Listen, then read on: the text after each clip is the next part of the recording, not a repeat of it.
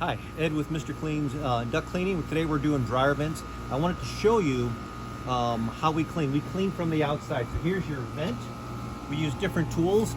This tool has, the head of it has little holes that shoot air back towards us. And you can see this rod. I don't know if you can see this, how long it is. We can go up to as far as we need to, 40, 50, 60 feet. Of course, we don't run across dryer vents 60 feet, but sometimes 30 feet. And then we have another tool.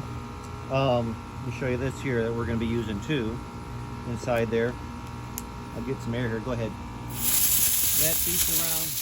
That beats around inside the dryer vent. So what we do is we shove this first tool in there to get started and start cleaning. Put this one in there. Go ahead.